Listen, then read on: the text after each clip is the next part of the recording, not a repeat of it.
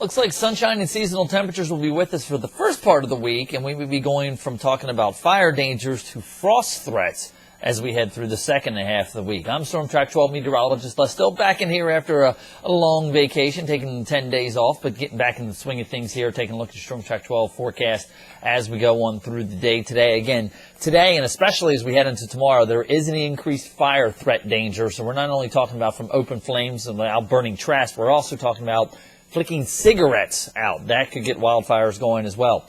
Breezy conditions, fairly dry weather, especially down at the ground level. We're talking about the leaves and the pine needles and even the grass. It is fairly dry.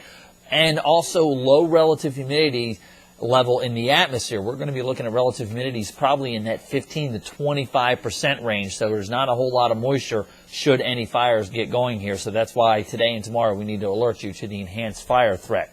So that is what the danger level is for the day today with our Storm Track 12 threat tracker, and especially as we go through tomorrow. I think tomorrow is going to be a little bit more breezy as well, and drier air even more so in place tomorrow. Now, as I mentioned, though, we go from a fire danger threat today and tomorrow to the potential for frost, maybe somewhat late tomorrow night, but I think especially going into early morning hours on Thursday. That's our best potential of possibly seeing some frost around here.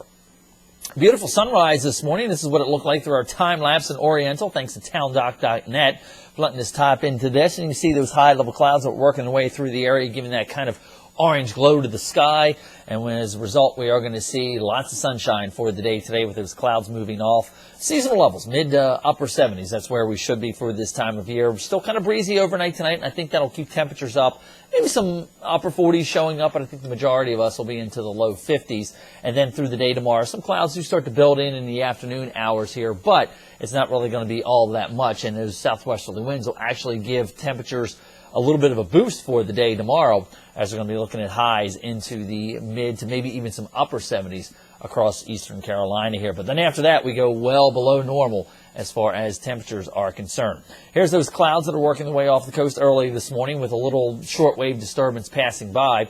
And as we pull our perspective back here, we can see not a whole lot of action going on weather-wise. Big storm system out there in the Pacific Northwest.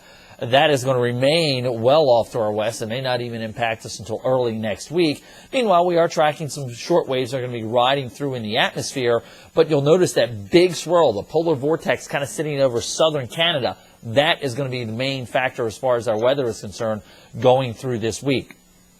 Here's how things play out. We do have a couple fronts that are going to pass through the area. One passed through with a little fanfare this morning. We'll gradually see winds go southwesterly by this afternoon. Now we'll get our temperatures into the mid-70s for the day today.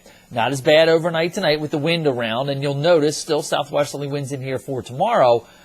We'll see temperatures in mid to maybe upper 70s. But watch how all this changes. The cold air bleeds straight down out of Canada, and we've got a direct discharge of Arctic air coming our way for the second half of this week. And that is going to be a big change as far as our weather pattern is concerned. In fact, this is what it looks like at the jet stream level here. Now, you'll notice the trough kind of stays here in the east, and there's the pocket of cold air. Watch how that rotates down, and we're going to continue with the trough here in the east as we head on through the majority of this week. Notice the polar vortex kind of holding camp here across South Canada and even to the New England states. That's going to keep that flow for us coming right down out of Canada, and that's where some of the coldest air in North America is located over eastern Canada, so that's going to have a direct access into our neighborhood here. And you'll notice even Wednesday into Thursday with that polar vortex still slowly making its way off the coast here. Here, the upper level ridge sitting back here, so that continues to keep the cold air in place for us here in eastern Carolina. But eventually, the polar vortex will rotate out of here, and we'll see southwesterly winds kick in, not only at the upper levels, but even at the lower levels to start to warm us back up to at least close to seasonal averages as we head into the weekend. So your Storm Track 12 planning forecast does show breezy seasonal temperatures for the day today, and tomorrow looks like it'll probably be the warmest day of the week. Cold front comes through. Some of the models are trying to show maybe a spotty shower late tomorrow night going into Wednesday morning. In that case, we definitely wouldn't have any frost threat. But with another high pressure coming straight down out of Canada going into Thursday, that looks like to be our biggest threat as far as the potential for some frost in here in eastern Carolina.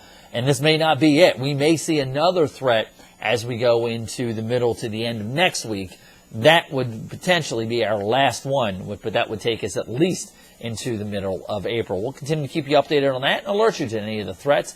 But until then, enjoy the sunshine and seasonal temperatures for this Monday. I'm Storm Track 12 meteorologist Les Still.